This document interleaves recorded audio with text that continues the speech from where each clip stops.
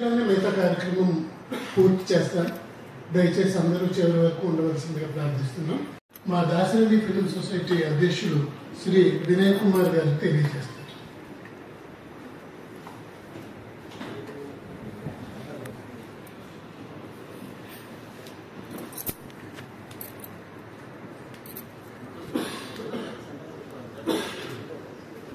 మొదట మట్టి మనిషి మాకు ఈ 200 చిత్రాలు ప్రదర్శిస్తే 100 చిత్రాలు ఫ్యాగ్మెంట్ ఆఫ్ ది లైఫ్ చిత్రాలే వచ్చాయి. పర్పస్ కోసం రాసినటువంటి చిత్రాలు కొంచెం తక్కువగానే ఉన్నాయి. ఈ మట్టి మనిషి కూడా ఒక పర్పస్ కోసం రాసినటువంటి చిత్రాలు. నిజానికి అన్ని విషయాల్లో కూడా దోపిడీ జరుగుతున్నట్టుగానే రైతులు ఎరువులు ఇవన్నీ కూడా దోపిడీ.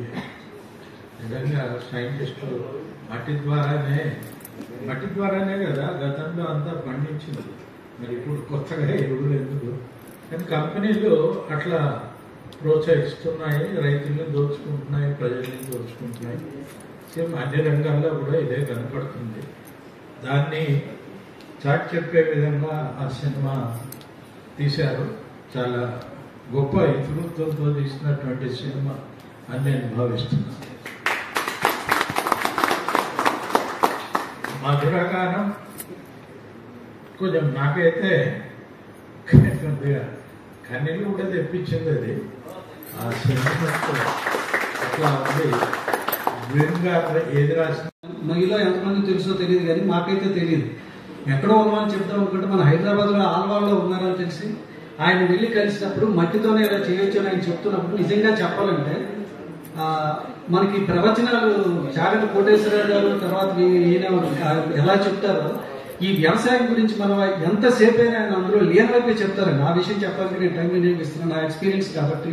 నిజంగా అలాంటి మహానుభావుడు ఇక్కడ మన దగ్గర ఉండడం వల్ల చాలా గొప్పతనం ఉంది. ఫారిన్ కంట్రీస్ గుర్తించడం ఇంకా మనం గుర్తించామా లేదని అనుమానం ఉంది. ఆయన నిజంగా ఇందులో ఆయన చూపించడం అనేది మా అదృష్టంగా భావిస్తున్నాము. ఆయన తాలూకా వ్యవసాయ పద్ధతుల గురించి మేము క్లుప్తంగా చెప్పాము. ఇందులో పూర్తిగా చెప్పడానికి కుదరదు. అది ఆ అదృష్టాన్ని మాకు అవకాశం కలిగించినందుకు ఆయనకి ఈ సందర్భంగా నేను కృతజ్ఞత తెలియజేస్తున్నాను.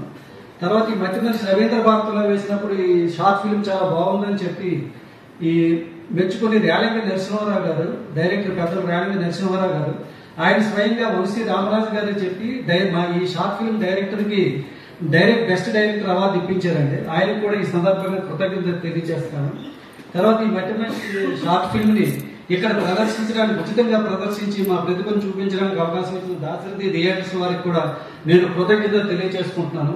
ఈ అవకాశాన్ని నేను ఎప్పటి నుంచో పుస్తకాల్లోని టీవీలో చూడడం తప్ప ప్రత్యక్షంగా పెద్ద శ్రీ బ్రిమ్ గారిని నేను చూడలేదు. ఈరోజు చూసే భాగ్యం కలిగినందుకు నిజంగా చాలా థ్యాంక్ యూ. 100కు పైగా నృత్య నాటికలు రాశారు. ఆయన రాసిన బహుశా 310 రాశారు. ఇలాంటి వ్యక్తి మన మధ్య మన ఉద్యమంలో పాల్గొనడము చాలా గర్వకారణంగా భావిస్తూ వారికి హృదయపూర్వక స్వాగతం తెలియజేస్తున్నారు. అలాగే శశాంక్ గారు